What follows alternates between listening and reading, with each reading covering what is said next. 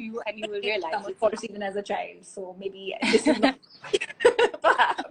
So yeah, but of course this is the later version of Sarvangasana. Before this, if people are having challenging time getting into this, you can do what's called Vipreet Karni, where the legs are slightly less. They're not at a 90-degree angle. They're at a smaller angle, and your back is more on the ground, and that makes people feel safer. So you can start with that as well. That sounds a lot easier. Yeah. Doable. But it'll still have the same effects, right?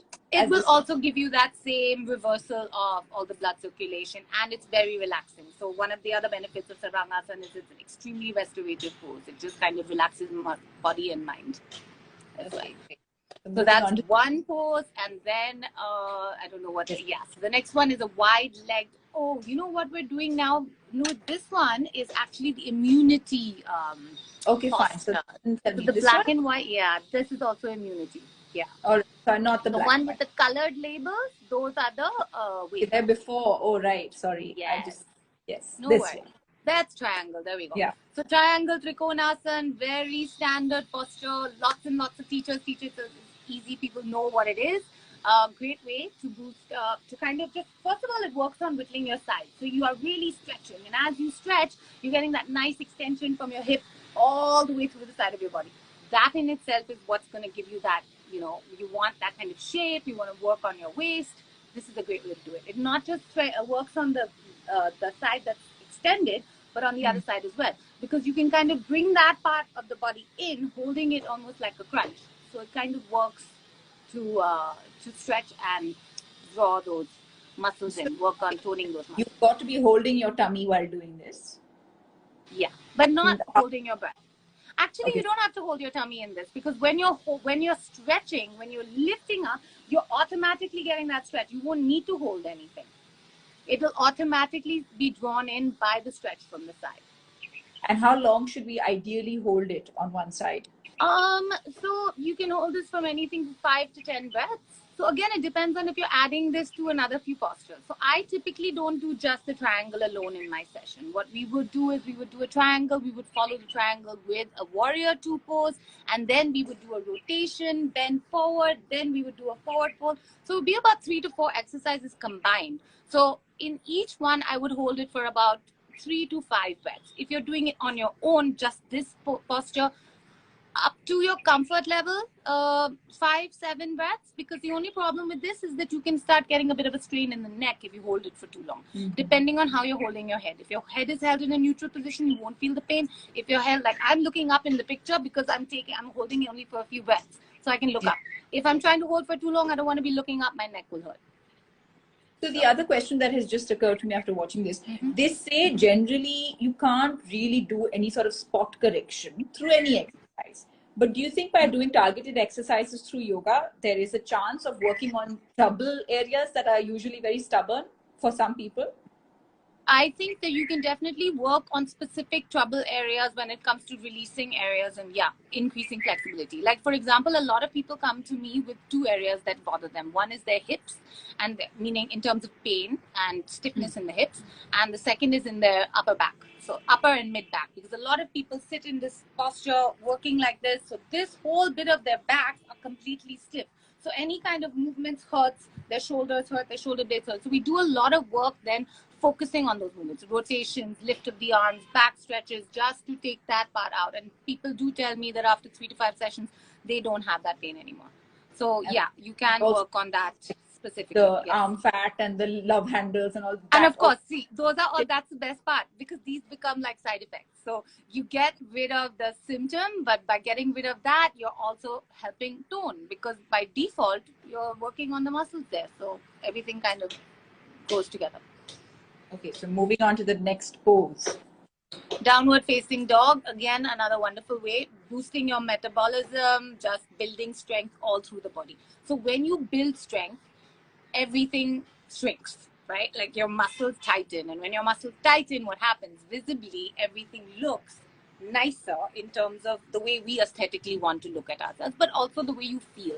You carry your posture differently when your core is stronger. You're not then, if you correct even the way you stand, for example, sometimes people stand leaning forward, they tilt their hips forward. Once you start practicing these poses to correct the posture, to make sure you're aligned everything properly, everything kind of just sets back the way that your most healthy self can be.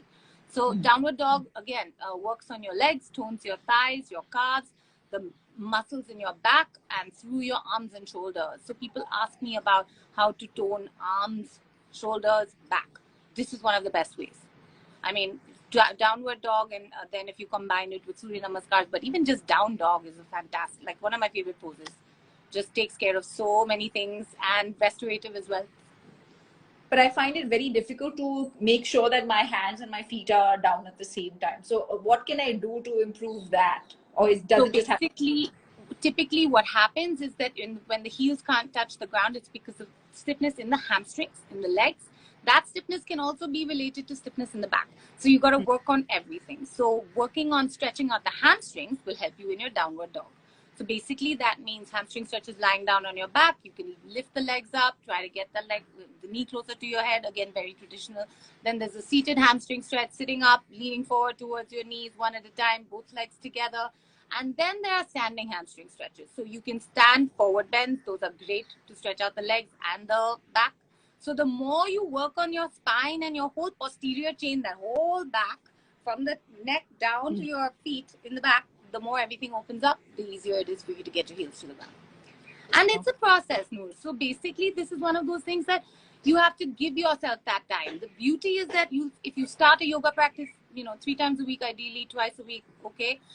But when you start it, say a month later, you will see the change, and you will see that little, and you'll see how hard you work to get that half inch closer. But that half inch it'll happen.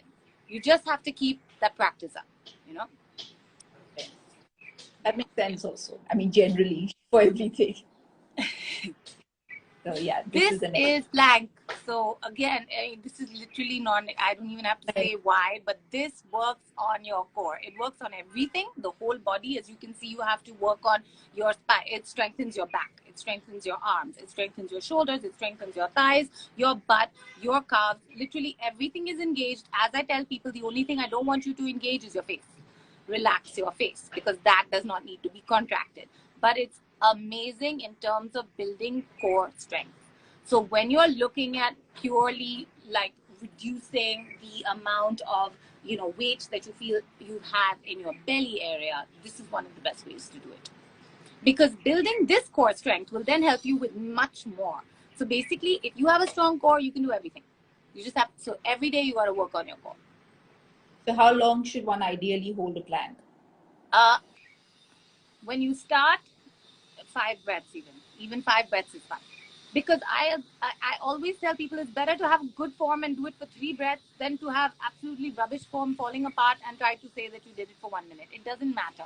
In fact, I don't care about holding for 1 minute or 2 minutes or any of that. If that's a challenge that a person enjoys, why not? Go for it. Enjoy it. But it's not about that as much as it's about being able to hold that quality for 30 seconds. So if I ask you to do it and hold it really well without inching for 30 seconds, I think that is much more effective than shaking for 1 minute. And then if you hold for 30 seconds, or then you can do variations in that 30 seconds. And those variations can add even greater challenges to this posture. So master it for that 15, 20 seconds and then work with that, play with that. There's a lot you can do. What kind of variations? Oh, okay. So there's a lot. So this is forearm plank. You can do a plank reach from here. So with your hands on the ground, reach out with one hand, bring it back down. Reach out with the other, bring it back down. You can do a leg lift. So lifting one foot up and then down, and the other foot up and down. You can do leg lifts dynamically, or you can do leg lifts holding. So holding one foot up at a time. You can do commandos, where you go from forearm planks to high plank, back to forearm plank, back to high plank, without shifting your hips. So keeping your hips nice and square, not letting them rotate left to right. Then you can do plank dips from here, where you move your hips left to right. Moving the hips, it's a great way to, again, work on the core. It's an oblique kind of workout as well. So, there's a lot. There's a lot of variations you can do with planks. That's the beauty of it. Some of them sound a bit terrifying to me. Yeah. I mean, at the time, I can't say that they're necessarily enjoyable, but once you start feeling the effect of it, you will love it. Then you'll say, yeah, let's do that. Let's do more of that. Yeah, I mean, So, yeah. when I think of it, when I've been training for a long time, then I do enjoy it. But right now, Yeah. since I'm not so regular, that's why Yeah, it I mean, sounds. of course, I would never ask somebody to do a variation in these Yeah. postures if they were starting out. In fact, in my beginner session, we wouldn't necessarily do a forearm plank for more than 5 breaths tops, and that is also if people are comfortable, we would try it. So yeah. So moving on to the next one. Warrior 2, one of my favorites again, and a fantastic pose again, boosting your metabolism, helping with your digestion. So the reason I keep talking about metabolism and digestion is that is what is connected with this concept of the losing weight or the toning, right? Because if you boost your metabolism and speed up your digestion, everything just processes faster. So you're burning all your calories faster. You're kind of just getting everything out of your system faster and keeping you looking leaner as well. Also invigorating your organs. So with Warrior 2, you're working on, again, arms. So this tones your arms in a really nice way. It helps to stretch out and tone the muscles in the thighs, upper thighs, inner thighs, outer thighs, and the muscles in the calves. This is not so much about the core. So you actually don't hold your belly really in this pose because it's all about the lower body and then keeping the arms steady. But if you do a variation in this, which I typically do a little bit of movement while I'm in this posture, then you can work on your sides. What kind of variation, sorry? So it's so basically you lean forward and extend one arm overhead, and then you do what's called a reverse warrior, where you take the opposite arm and you lean back. And so when you lean forward, it's like doing a stretch, like a side stretch, one side and the opposite side. And as you're doing that, you're working on your side. But your legs have to be in this position. But your legs don't move, yeah, in that position. So I find in this position, my biggest challenge actually is to maintain the arms, because once that's falling. Yeah, just, yeah. Yeah, so, yeah. That's the hidden surprise behind the pose, because it always looks like it should be the legs which are wanting to give away, but it's actually the arms where people are like, can I please put my arms down? Because it's just that act of holding them up is the challenge. Okay, and again, so 5 odd breaths when you're beginning. Yeah, 5 breaths is a good average. And when I say 5 breaths, I want people to take very big inhalations and complete exhalations. So another way to also just connect with yourself, to really realize your breathing, because that's another way to do more and to get the best out of your workout. So slow inhalations, complete exhalations. I can take 5 breaths means 30 seconds if I do it. Okay, great. So we've covered Sarvang Asana. So I'll move on to the next question before we come to so that will just be displayed for a while because I haven't figured out how to remove the picture. Okay. So how often should one practice yoga for effective weight loss, and is there any specific time of day to practice it? I would say at least 3 times a week, and that is if you're doing other exercises on the other days. If you're not, then you should look at 5 to 6 days a week. That's just what anyone would say if you're looking at a goal of toning and losing weight or burn. So weight loss means basically your output has to be greater than your input, which means you've got to be eating in a way that is a little less than what you're burning, right? So that you can actually lose the weight. So you want to do it 3 times a week, if not 5 to 6 times a week. Best time of the day, I personally find that mornings are the best. I like it because I find that my stomach is generally emptier and it's just nicer for me to move. So I feel emptier, therefore I feel less sluggish. I can do a lot more. Having said that, if somebody doesn't have time in the morning, then evenings, but like don't wait too late, because the problem is that any kind of high intensity movement, if you do it at like 7 o'clock, 7:30, what happens is that you get like an adrenaline rush. Even when you do things like Surya Namaskars, then you're up. So you will have difficulty falling asleep if you do your workout too close to the end of the day. So 4:35, I would say latest if you're doing it second half of the day. Otherwise morning, or then do a restorative session after 5, 6. Don't do a vinyasa flow, because that will not give you that sense of feeling like sleeping after that. Yeah. Okay, just saying hello to everybody who's joining in now. We're talking about yoga for weight loss. So related to that question, is there such a thing as overdoing it with yoga?